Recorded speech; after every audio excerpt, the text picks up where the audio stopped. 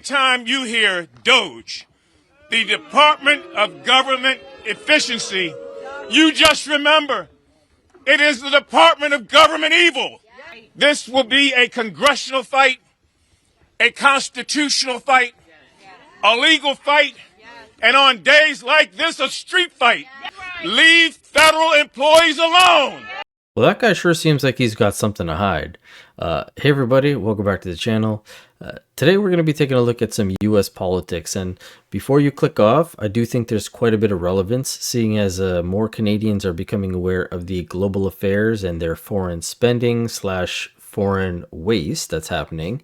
And under Trump, Elon has been tasked to do the same thing. Now, 2 days ago, Elon was in the Oval Office talking to the media, answering questions about what they've uncovered. You've also had the press secretary coming to show receipts at these briefings and showing all the waste that's been uncovered. They've had witnesses in the subcommittee providing evidence of malpractice or poor policies.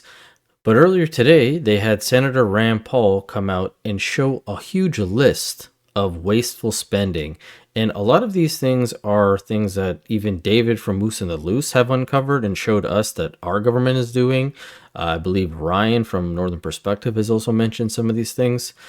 So I just figured, why not take a look, because this might be coming to us soon enough. So without further ado, let's get into it.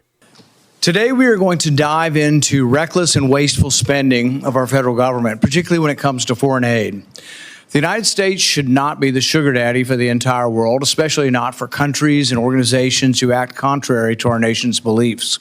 Our country is $36 trillion in debt, yet we continue to send billions of dollars overseas, often funding projects that are not just useless, but in many cases actively harmful. Taking the path to fiscal responsibility is often a lonely journey, but thanks to Elon Musk and DOGE, they've brought to light the waste that I've been highlighting for over the last decade. Every year I release my Festivus report to expose the ridiculous spending of the federal government, and this past year was no exception. I uncovered over $1 trillion in government waste, with the State Department and USAID being some of the worst offenders. Let me give you just a few examples of what these unelected bureaucrats are spending your hard-earned money on. $4.8 million went to Ukraine's public affairs office in Kiev to fund social media influencers. Instead of protecting our own border, $2.1 million was sent to Paraguay to enhance their border security. USAID also funded a group of Ukrainian women-led designers to travel to the Paris Fashion Show. I don't know about you, but I'd imagine Ukrainian women have more important things to worry about than appearing in the Paris Fashion Show. USAID spent $2 million on transgender surgeries, hormone therapy, and gender-affirming care in Guatemala. $3 million was spent to promote girl-centric climate action in Brazil.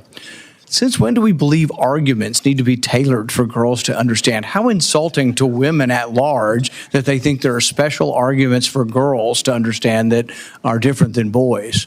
$25,000 to fund a transgender opera in Colombia. Now, that's a small list already, but you can see the waste, and this is something that, as I mentioned, even Ryan from Northern Perspective brought up in one of his latest videos. Take a look. I will be bringing our money home with massive cuts to these wasteful and corrupt foreign aid grants.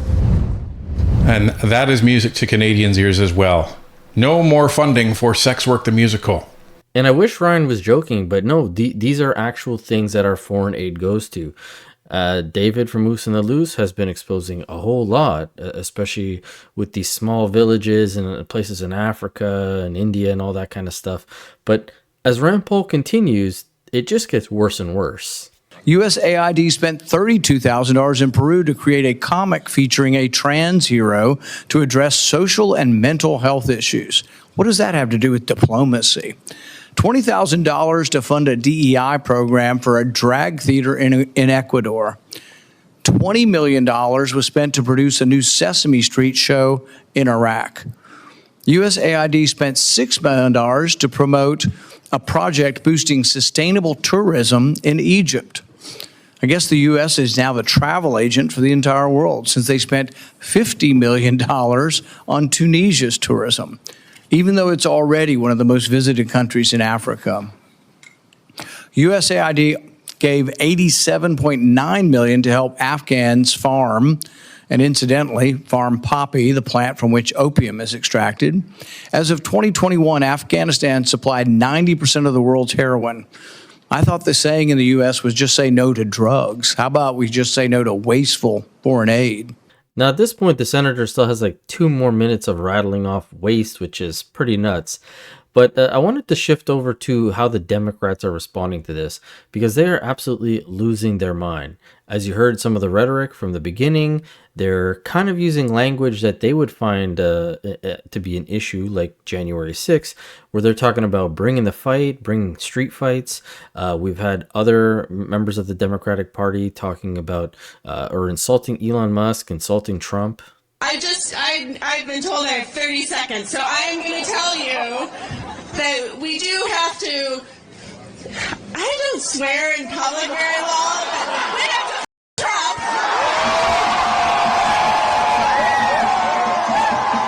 In the last Congress, Chairwoman Green literally showed a dick pic in our oversight congressional hearing, so I thought I'd bring one as well. Now, this, of course, we know is President Elon Musk. You even have somebody like Elizabeth Warren, who is using this same rhetoric about fighting, when just years ago she did an interview with Michael Moore where she expressed that this is something that the government should be held accountable for. Take a look. In the building behind me, Elon Musk is seizing power from the American people. We are here to fight back. What happened here? I haven't seen it. Yeah. I just haven't seen it at all. What the government didn't do is it didn't turn around and say, you lost how much money and you wiped out how many pensions and you wiped out how many jobs. I want to know who did what, whether or not any laws were violated, where the gaps are in the system that would permit this to happen. I want to hold somebody responsible. Now you got to wonder why all of a sudden she's changing her tune and having an issue with them trying to find wasteful spending. Maybe she's implicated in some of this. But as I mentioned, Elon was in the Oval Office with Trump addressing the media. I'm going to be playing some of the things that he discovered. He does talk a little bit slow, so do bear with me, but I'll try to just show the important parts. So take a look. If there's not a good feedback loop from the people to the government, and if you have rule of the bureaucrat, if the bureaucracy is in charge, and then what meaning does democracy actually have? If the people cannot vote and have their will be decided by their elected representatives in the form of the president and the Senate and the House, then we don't live in a democracy, we live in a bureaucracy. So it's incredibly important that we close that feedback loop, we fix that feedback loop, and that the public's elected representatives, the president, the House, and the Senate, decide what happens, as opposed to a large unelected bureaucracy. And then we've also got to address the deficit. So we've got a $2 trillion deficit, and if we don't do something about this deficit, the country's going bankrupt. I mean, it's really astounding that the interest payments alone on the national debt exceed the Defense Department budget, which is shocking because we spend a lot of money on defense, and if that just keeps going, we're essentially going to bankrupt the country. So what I really want to say is, like, it's not optional for us to reduce the federal expenses. It's essential. Now, what Elon just mentioned there might sound a little bit familiar to you, because if we look back at Budget 2024 that the Liberals put out, and we scroll down to the debt management strategy, well, let's see how they plan on doing that. Planned borrowing activities for 2024-2025. Sources of borrowing. They're projected to borrow $508 billion, which 83% of it is just going to be doing refinancing maturing debt. Out of the total $500 billion, they're refinancing $414 billion just to deal with the debt. This is what the liberals have done. Now it sounds like over there in the US, the Democrats or whoever's in charge have been doing the same thing. But let's let Elon continue. It's essential for America to remain solvent as a country, and it's essential for America to have the resources necessary to provide things to its citizens and not simply be servicing vast amounts of debt. And also, could you mention some of the things that your team has found? People in the bureaucracy who have ostensibly a salary of a few $100,000, but somehow manage to accrue tens of millions of dollars in net worth while they are in that position, which is, you know, what happened at USAID. We're just curious as to where it came from. Maybe they're very good at investing, in which case we should take their investment advice, perhaps. But just there seems to be mysteriously they get wealthy. We don't know why. Where does it come from? And I think the reality is that they're getting wealthy at the taxpayer expense. That's the honest truth of it. So they say, like, well, how could such a thing arise? That seems crazy. When you understand that really everything is geared towards complaint minimization, so then you understand the motivations. So if people receive money, they don't complain, obviously. But if people don't receive money, they do complain. And the fraudsters complain the loudest and the fastest. So then when you understand that, then it makes sense. Oh, that's why everything they approve all the payments at Treasury. Because if you approve all the payments, you don't get complaints. But now we're saying that, no, actually, we are going to complain. If money is spent badly, if your taxpayer dollars are not spent in a sensible and frugal manner, then that's not okay. Your tax dollars need to be spent wisely on things that matter to the people. You know, there's crazy things like just cursory examination of Social Security, and we've got people in there that are 150 years old. Now, do you know anyone who's 150? I don't. Okay. They should be on the Guinness Book of World Records. They're missing out.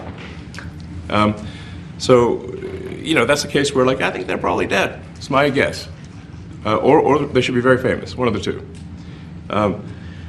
And then there's a whole bunch of Social Security payments where there's no identifying information. Well, like, why is there no identifying information? Obviously, we want to make sure that people who deserve to receive Social Security do receive it. Now, obviously, that makes sense. You want the people who deserve the Social Security to get their Social Security. But this gives me a reminiscence of back when the world event happened and everyone started getting CERB, yet scammers started getting involved. As you remember, there was articles that were coming out where it was stating that the government had no idea who these were going out to. CRA had no records of who mismanaged CERB program during the world event. BlackRock had sought the names of those responsible for the mismanaged of CERB program that paid out billions of dollars to fraudulent claims.